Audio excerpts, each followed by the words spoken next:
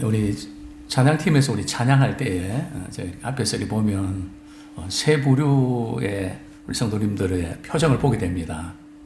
한 분은 이렇게 주보를 보시거나 또 이렇게 성경 말씀을 보시는 분들도 있는 것 같고, 또 어떤 분들은 눈을 감고 이렇게 계신 분도 계시고 있고, 또 어떤 분들은 마스크를 써서 안 보이지만은 같이 하시는 분도 계신 것 같아요. 그래서 우리 찬양팀이 우리 찬양하지만 저희들은 찬양팀 대표로 하는 것이고 우리도 같이 찬양하는 거거든요.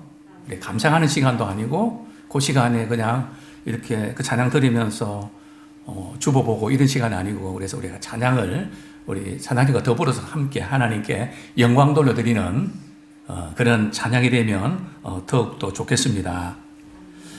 네, 오늘 저는 설교 제목을 참과 거짓 편에, 거짓 어느 편에 설 건가, 조금 표현 자체가 이렇게 좀 강한 표현일 수 있을 텐데요.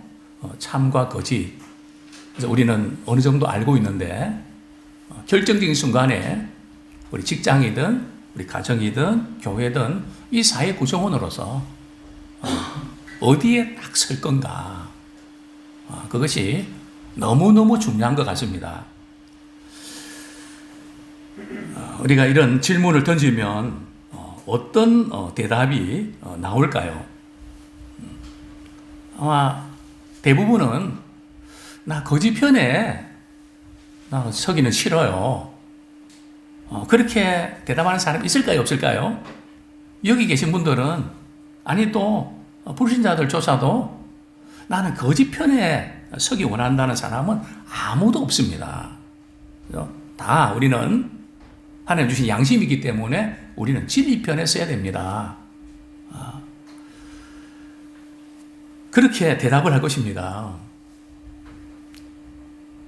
그러나 아마 이런 대답을 우리 하는 분도 있겠죠.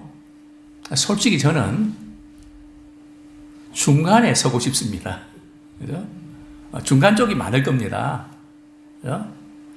진리 편에 서고 싶지만 상황이 그렇게 녹록지 않지 않습니까? 세상 살아가다 보면 얼마나 데리케이트한 문제들이 많은데 부러지게 이렇게 진리 편에 서면 손해보는 게 많습니다. 그래서 그런 분들은 이렇게 말하죠. 상황에 따라서 그건 달라져야 되는 거 아닙니까? 상황에 따라서 뭐 이쪽에 설 수도 있고 저쪽에 설 수도 있는 거 아닙니까? 또 사람에 따라서 이 사람한테는 이렇게 해야 되고 저 사람한테는 저렇게 되는, 사람에 따라서 달라져야 되는 거 아닙니까? 또 입장에 따라서 항상 우리의 전 입장들이 다 다르니까 그 입장에 처해보면 어떤 때는 진리 편에 설 수도 있고 또 어떤 때는 그냥 중간 편에 설 수도 있고 뭐 그런 거 아닙니까? 근데 전 세계적으로 지금 거짓이 확산되고 있는 추세입니다. 그 이유가 뭔가 했더니 뭐 여러 가지 인터넷 그 매체를 통해서 막 올리는 것들 있지 않습니까?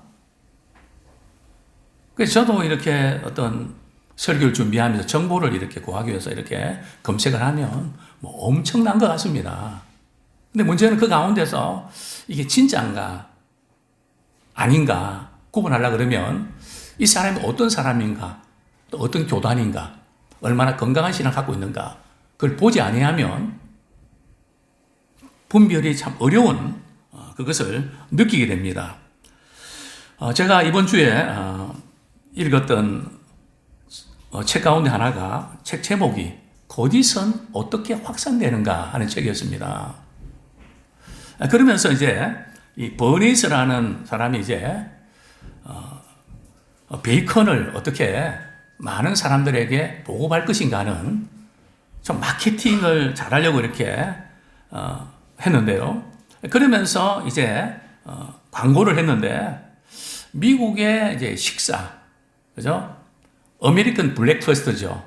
미국의 식사를 좀 어떻게 베이컨을 많이 먹고 새롭게 좀 바꿀 수 있는 방법이 없을까? 그러면서 이제 광고를 하게 되는데요. 그러면서 이제 몇 가지 주안점이 그럼 식습관에 영향을 끼치는 사람이 누굴까요? 우리가 먹는 거에 대해서, 우리 건강에 대해서 늘 우리에게 조언을 해주고 이렇게 하십시오 하는 대상이 있다면 누굽니까? 의사죠, 그죠? 병원에 가면 뭐 많지 않습니까? 뭐 그냥 동그라미 치고 말이죠. 하는 것도 의사랑 또 이렇게 상담도 하고. 그래서 이런 거 먹지 마십시오. 운동하십시오. 뭐 이런 거 아닙니까? 이 지금 버네스도 말이죠. 그렇구나. 식습관에 영향을 끼치는 사람이 의사니까 의사가 베이컨을 먹으면 건강에 좋습니다. 이렇게 말해주면 사람들이 그걸 믿고 베이컨의 매출량이 급증할 거라. 결국은 그렇게 하니까 이렇게 먹혔단 말이죠. 오늘날도 그런 거 아닙니까? 참과 거짓을 알아보려고 하기보다는 누구도 그랬대. 어느 연예인도 그렇게 했대. 어느 기관에서 이렇게 발표했대. 그거 한마디 딱 던져주면 그걸 그대로 받아들여서 따라하는 그런 경향인데요. 오늘 저는 열왕기상 13장 우리 본문의 배경을 이해하면서 참 이 거짓이 어떻게 확산되고 또 어떻게 해서 거짓을 믿게 되고 이 부분에서 우리가 도전받는 그런 시간 되면 좋겠습니다. 이스라엘의 최대 전성기를 맞이했던 왕이 있다면 우리가 잘 아는 대로 바로 솔로몬 왕입니다. 솔로몬 왕은 하나님께서 지혜를 주셔서 그 땅덩어리도 말이죠. 얼마나 확장되고 또 금은 보화도 얼마나 많이 확보하고 외교 정책도 탁월했습니다. 그래서 탁월한 외교 정책을 하면서 이방 여인들을 말이죠. 아내로 맞아들이고 첫 접들을 둡니다. 그러나 그 이방 여인들이 그냥 오나요? 그들이 섬기던 이방 신들을 몰래 들어오고 말이죠.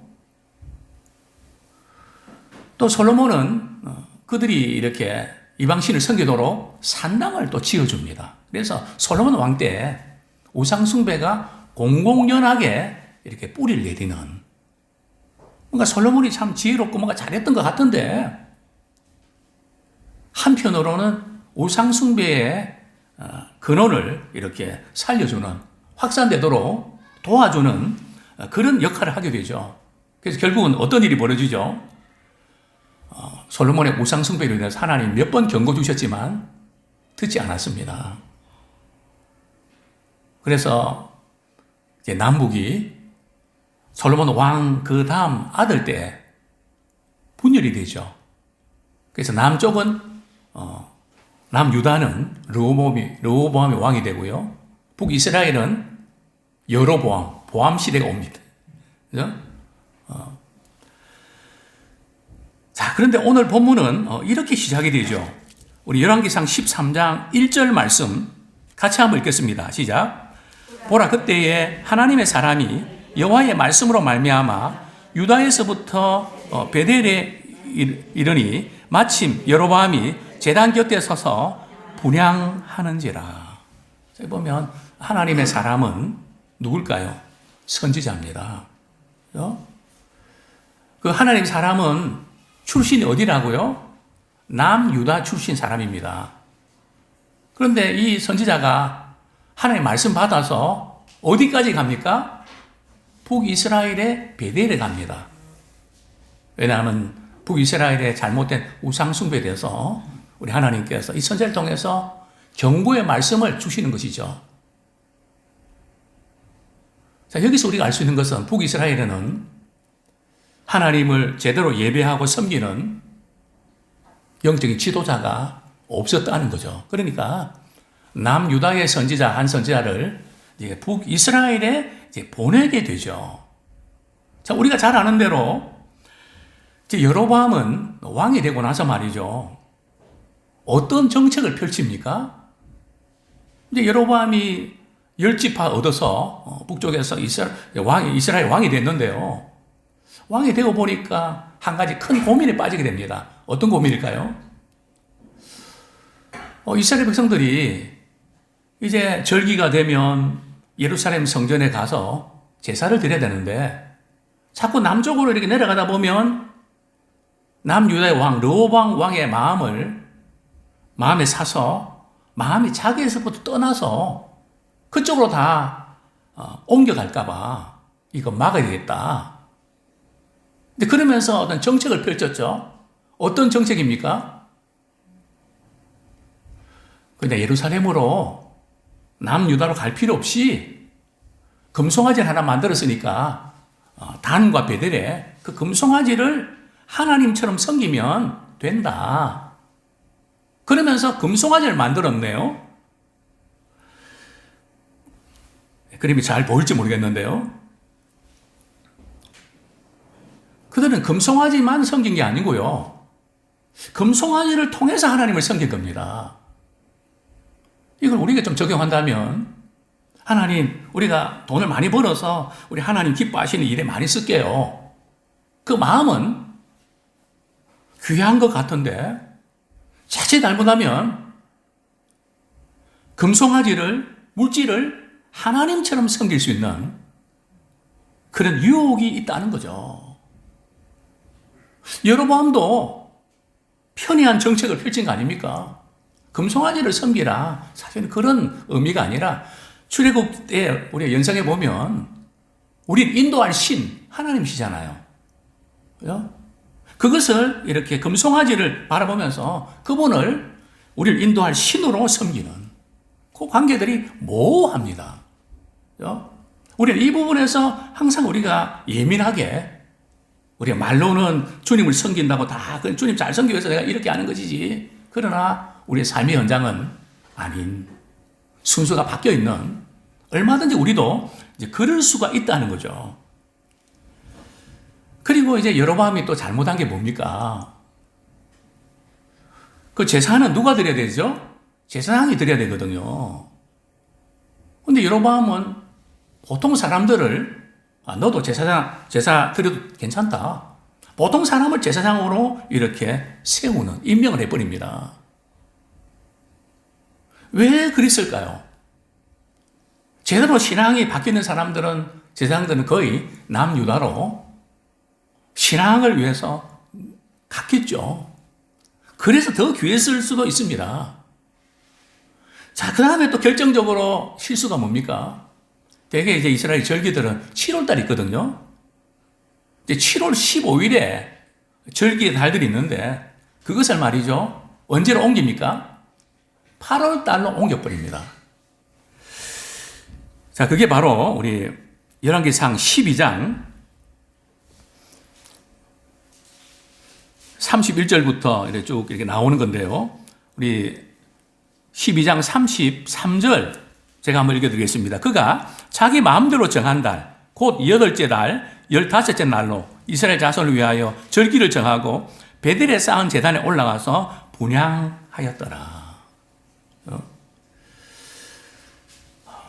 이 여로보암의 잘못된 종교적 정책, 편의주의로 이렇게 비롯됐는데 이것이 결국은 북이스라엘 멸망을 가속화시킨 결정타가 되고 말았죠. 자, 우상숭배의 그 실체는 바로 물질과 거짓으로 연결됩니다. 항상 우리가 마음이 주님을 멀리 떠나면 우리 마음에 다른 우상이 득실거리게 되고 우상이 우리를 지배하게 되죠. 먼저 당시에 북이스라엘의 그 상황은 어땠을까요? 거짓이 만연된 분위기입니다. 오늘 우리 사회는 어떤 걸까요? 정말 당시에 북이스라엘도 이제 거짓이 만연된 그런 분위기였습니다. 여로보암은 왕이지만 그 제사 드리고 예배 드리는 그 모든 것이 하나님이 명하신 대로 하지 않고 자기의 계획대로, 그래 하나님의 명령에서 어긋난 그것이 결국은 거짓이고 그것이 우상숭배로 이렇게 나가고 결국 여로보암의 길은 거짓의 대명사가 되어 말았습니다. 즉 여러분 나라의 통치자인데 그죠? 생각하고 모든 것이 거짓 투성이었다는 거죠. 참 이것이 북이스라엘의 사회 분위기였습니다. 자, 그뿐인가요? 오늘 본문 우리 18절에 보면 베델의 선지자가 말이죠. 그분은 나이가 많은 늙은 선지자라고 성경 묘사합니다. 지금 유다에서 내려온 선지자에게 말이죠. 나도 선지자입니다. 내가 하나님의 말씀 받았는데 우리 집에 가서 떡도 먹고 물도 마시라고 천사가 그렇게 말했습니다. 같은 선지자끼리 서로 속이는데 성경은 이렇게 말씀합니다. 오늘 우리 13장 오늘 본문을 보면 속이는 그런 장면들을 보게 되는데요. 우리 18절에 보면 하반절에 보면 이는 그 사람을 속입니다. 그죠? 선지자가 선지자를 속이는 이런 분위기. 적어도 다른 분 몰라도 선지자만큼 하나님의 말씀 전에 믿어야 되고 신뢰해야 되는데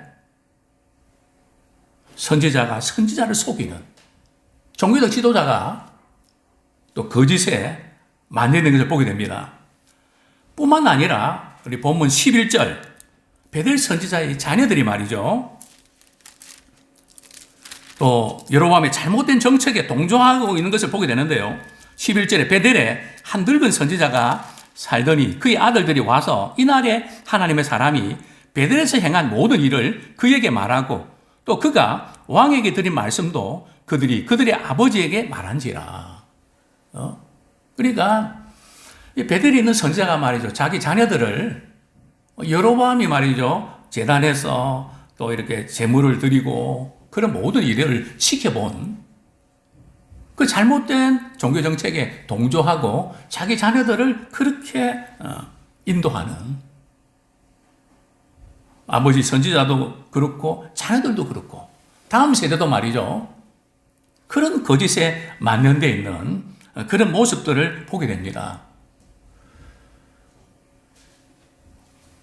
남유다의 선지자가 이렇게 유다의 북이스라엘에 도착했을 때 마침 그때 여로보암이 말이죠. 단 곁에서 이제 제물을 바치는 그때 이제 남유다의 선지자가 아주 경고의 말씀을 이렇게 선포를 하죠. 그게 바로 13장 2절부터 3절까지 제가 읽어드리겠습니다. 하나님의 사람이 제단을 향하여 여호와의 말씀으로 외쳐 이르되 제단아 제단아 여호와께서 이와 같이 말씀하시기를 다윗의 집에 요시아라 이름하는 아들을 낳으리니 그가 내 위에 분향하는 산당 제사장을 내 위에서 제물로 바칠 것이요 또 그 사람의 뼈를 내 위에서 살리려 하셨느니라 하고 그날에 그가 징조를 들어 이르되 이는 여호와께서 말씀하신 징조라 제단이 갈라지며 그 위에 있는 재가 쏟아지리라 하며 요시아의 왕이 말이죠. 해야 될 부분들을 예언을 합니다. 그 부분 조금 위에 말씀드리겠지만 그리고 그 요시아를 통해서 이런 일이 이루어질 것이 반드시 이루어진다는 그 징조로 말이죠. 재가 쏟아지는 이게 무슨 뜻일까요? 본래 제사장은 말이죠. 제물을 이렇게 드릴 때에 짐승을 태우면 그 재가 있지 않습니까? 그 재를 가지고 말이죠. 재를 버리는 곳에 갖다 버리거든요. 재가 쏟아졌다는 의미가 뭘까요? 그것은 다른 의미가 아니라 여로보암이 제사 드리는 것이 연락이 되지 않았다는 겁니다. 즉 여로보암은 예배에 실패한 거죠. 우리 예배에 실패하면 세상의 문화와 또 이런 사고방식들이 우리를 흔들어 댑니다. 그래서 우리는 진리편에 서기보다는 우리는 이 세상의 그 구조, 뭐 다 틀린 것은 아니지만 잘못된 영향에 물들기가 쉬운 거죠. 자, 이런 상황 속에서 참 유다에서 온 선지자는 참 진리 편에 서려고 무진 애를 씁니다. 자, 이제 여로보암이 말이죠. 재물을 바치다가 아주 안 좋은 말이죠. 남유다의 선지자가 막 그냥 경고하는 말씀을 듣고 오늘 말하면 저놈 잡으라고 말이죠. 손을 펴실 때 어떻게 됩니까? 손이 말라버립니다. 그리고 그러니까 이제 그 유다 선지자에게 하나님께 은혜를 구해서 내 손 좀 낫게 해달라고. 그래서 선지자 기도하고 손이 회복이 됐죠. 자, 이런 상황. 그래서 이제 여로보암은 말이죠. 유다의 선지자에게 자, 우리 집에 가서 떡과 물을 먹고 마시면서 내가 내 병 고쳐줬으니까 내가 예물을 주겠다고 뇌물 공세를 하는 거죠. 왜 그랬을까요? 지금 여로보암이 말이죠. 한번 그 당시의 상황들을 우리가 보면 백성들이 말이 그걸 알고 말이 소문이 퍼지면 자신 입장이 난처하거든요. 그래서 이걸 좀 무마를 시키려고 말이죠. 뇌물 공세를 하는데 이 유다 선지자는 뭐라고 이야기를 합니까? 우리 13장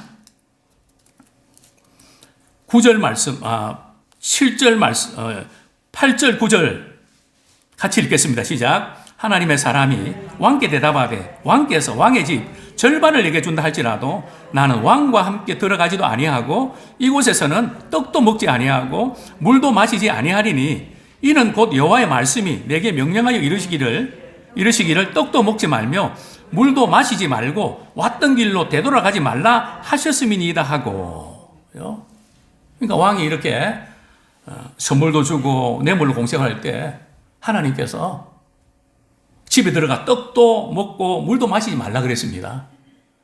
심지어 오던 길 말이죠. 다시 돌아가지 말라고 했습니다. 무슨 뜻일까요? 진리 편에 설 때 미련이 생긴단 말이죠. 그 부분을 과감하게 버리고 거기에 동조하고 타협하고 그러지 마라. 그럴까 봐 말이죠. 그 상황과 그 만나는 사람 그 환경까지도 거기서 벗어나야지 머뭇거리다가는 기웃거리다가는 말려든다. 그게 단호하게 그 부분을 끊어야 된다. 그래서 하나님께서 그렇게 말씀하셨다. 그러면서 자기 길을 이제 가는 거죠. 지금 남유다 선지자는 진리 편에 서는 시작이 좋았습니다. 그러나 어떻게 됐을까요?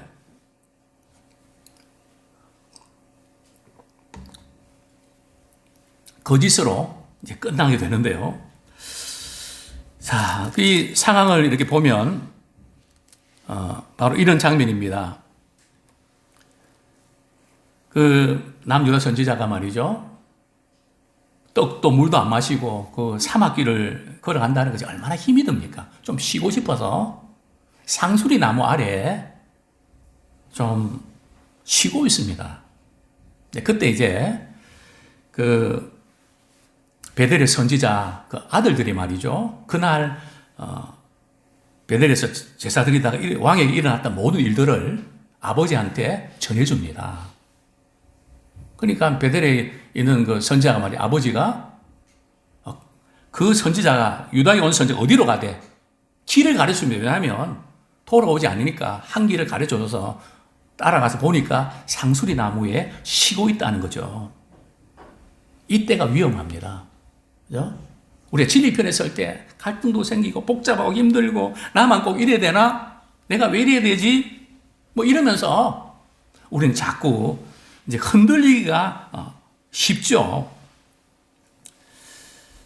바로 이 부분. 그 다음에 두 번째로 흔들렸던 것이 말이죠. 우리 집에 가서 떡을 먹고 물도 좀 마시면서 좀 쉬다 가시죠. 그러니까 남유다 선지자가 말이죠. 그건 안 됩니다. 하나님께 말씀이 그렇게 하지 말라고 하셨습니다. 그죠? 자, 그런데 그때 말이죠. 이 베델 선지자가 뭐라고 이야기합니까? 18절 말씀, 이 부분을 조심해야 됩니다. 우리 같이 한번 읽겠습니다. 시작. 그가 그 사람에게 이르되 나도 그대와 같은 선지자라. 천사가 여호와의 말씀으로 내게 이르기를 그를 내 집으로 데리고 돌아가서 그에게 떡을 먹이고 물을 마시게 하라 하였느니라 하니 이는 그 사람을 속임이라. 나도 당신과 같은 선지자입니다. 나도 목사입니다. 나도 장로입니다. 나도 교회 다니는 권사입니다. 나도 이렇게 하는데 우리 이러면서 끌고 가는 정말 우리 한국 사람들에게 저를 포함해서요 참 약한 부분이 있다면 그 사람을 믿었다가 그 사람에 실망하면 그 사람이 갖고 있는 모든 것을 버려버린단 말이죠. 그래서 누구 때문에 나 예수 안 믿어? 나 누구 때문에 교회 안 가? 물론 우리가 사람을 신뢰하다가 참 실망하면 그럴 수가 있습니다. 그게 또 우리 문화잖아요. 그럼 예수님은 어떻게 말씀하셨을까요? 당시에 바리새인들이 하는 모든 행동들, 삶의 방식들 보시면서 이렇게 말씀하십니다. 그들이 전하는 율법의 말씀은 너희들이 받아라. 그러나 그들이 하는 행동은 본받지 마라. 구분하고 있거든요. 근데 우리는 사람이 싫으면 다 싫은 거죠. 이게 우리가 많은 것을 잃게 합니다. 또 반대로 사람이 좋으면 다 좋은 겁니다.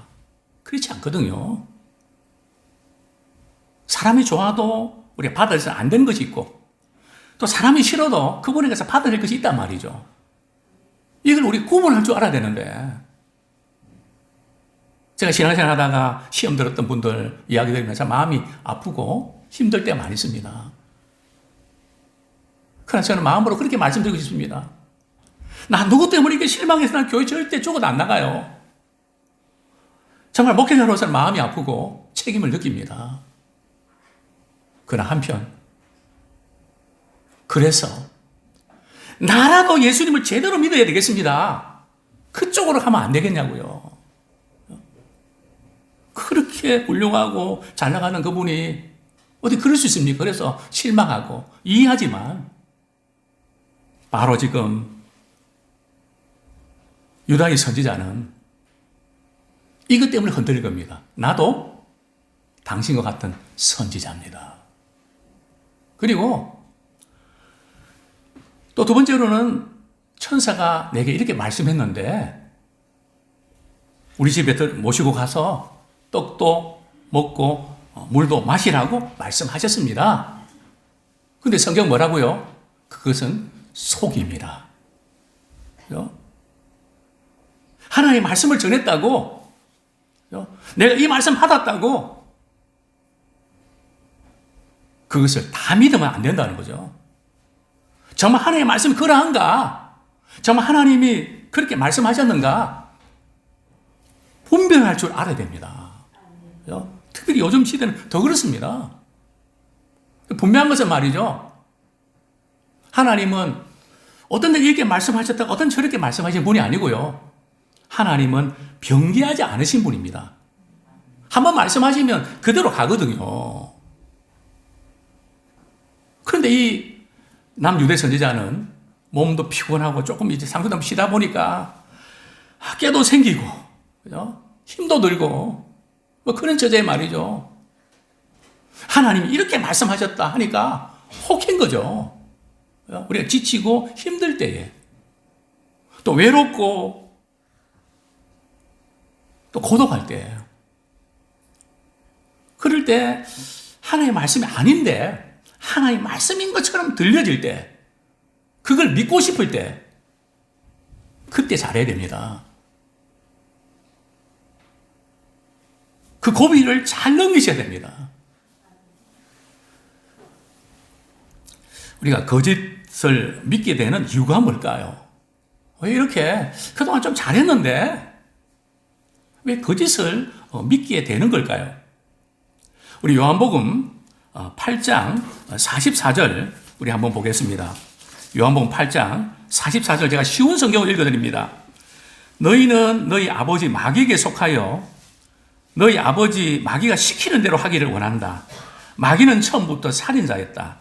마귀 속에는 진리가 없기 때문에 마귀는 진리 안에 서지 못한다.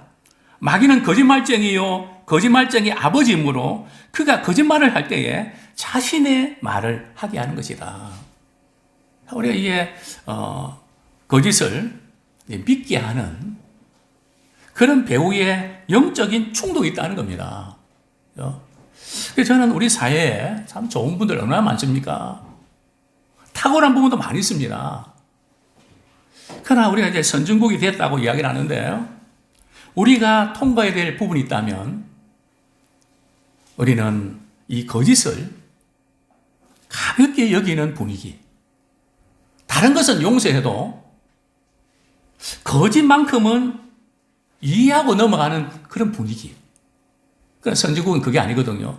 기독교적인 어떤 가치관이 있기 때문에 다른 이렇게 성적인 문제나 이런 부분에서 잘못하고 해도 이것보다 거짓말한 게 딱 걸리면 용서가 안 되거든요.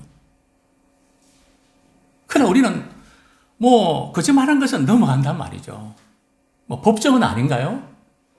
선서하지만 위정이 얼마나 많습니까? 다 그게 통하니까. 그래서 우리에게는 거짓이 관대한 이런 부분에 우리는 철저하게 우리 하나님은 진리 하나님이시기 때문에 우리가 진리 편에서는 이런 문화나 이런 부분이 바뀌어야 우리 사회가 건강하게 세워져 가고 가정도 건강하게 세워져 갑니다. 참 우리가 이 가정에서 이렇지 않습니까? 전화 받기 부담스러운 분 만나면 우리 아이들이 전화 받았습니다. 엄마 바꿔줘. 그러면 말이죠. 저쪽에서 엄마가 없다 그래. 그렇게 말씀하시지 말고 지금 좀 전화 받을 수 없는 상황이라고 이야기하면 안 될까요? 왜 우리는 자꾸 그런 쪽으로 넘어가는? 그래서 그렇게도 되는가 보다. 정말 이 성경은 가장 하나님 싫어하시는 것이 요한계시록에 보면 말이죠. 지옥불에 들어가는 사람들 중에 여러 부류가 나오는데 그 중에 거짓을 행하는 사람. 그러니까 아주 거짓을 굉장히 무기 있게 다루고 있거든요. 자, 그 다음에 우리가 이렇게 잘못된 이단이라든지 또 거짓을 자꾸 믿게 되는 그 이유가 또 뭘까요? 우리 데살로니가 후서 2장 10절부터 12절 말씀. 그분 똑똑하고 그런데 왜 이단에 빠지지? 그 이유가 나옵니다. 우리 같이 한번 읽겠습니다. 시작. 불의의 모든 속임으로 멸망하는 자들에게 있으리니 이는 그들이 진리의 사랑을 받지 아니하여 구원함을 받지 못함이라. 이러므로 하나님이 미혹의 역사를 그들을 보내사 거짓 것을 믿게 하심은 진리를 믿지 않고 불의를 좋아하는 모든 자들로 하여금 심판을 받게 하려 하심이라. 하나님께서 계속해서 말씀을 주시는데 그러면 말씀 주시면 잘못은 회개하고 돌이키면 되거든요. 근데 그것을 자꾸 거부하면 여로보암도 그랬거든요. 손이 말랐다가 말이죠. 펴지니까 이게 얼마나 참 특별한 사건입니까? 내가 잘못했구나 하고 돌이켜야 되잖아요. 근데 성경 말씀 보면 그대로 말이죠. 33절, 34절 보면 결국은 그대로 계속되는 그 말씀을 줘도 그때뿐이지. 그걸 자꾸 이렇게 진리의 사랑을 믿지 않으니까 결국은 뭘 믿게 한다고요? 거짓 것을 믿게 하는. 그런 말 있지 않습니까? 눈에 뭐가 씌었다고. 그런 지경까지 가버린.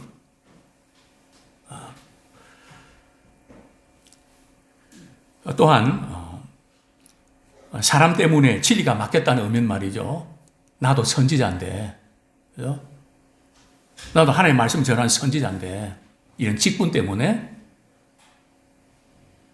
그분이 잘못하고 있는 것 때문에 그만 믿음에서 멀어지고 진리 되신 하나님을 떠나는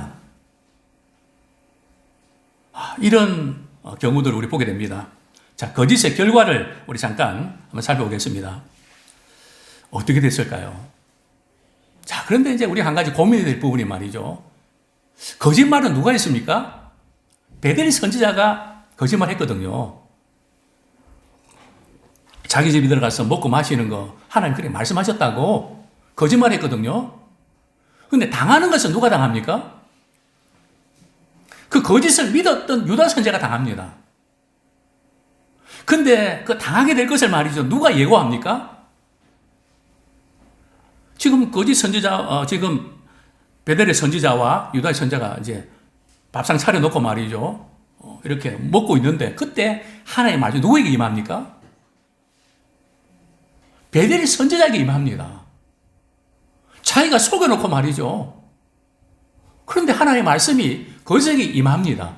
왜 그랬을까요? 두 사람밖에 없으니까. 참 이것도 아이러니한 부분 아닌가요?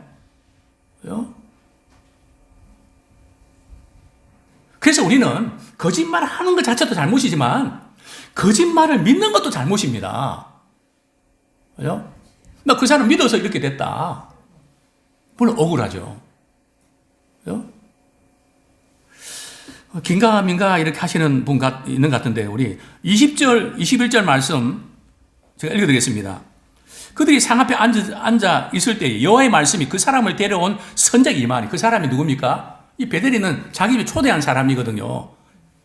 말씀이 임하니 그가 유대에서 온 하나님의 사람을 향하여 외치려되 여호와의 말씀에 내가 여호와의 말씀을 어기면 내 하나님 여호와께서 내게 내리신 명령을 지키지 아니하고 그러면서 이제 22절에 보면 너 객사할 거다. 조상들이 묘실에 들어오지 못할 거는 객사할 것을 말씀하고 있거든요. 이것을 속인 선지자가 선언합니다. 자, 어떻게 됐을까요? 자, 23절 봅니다.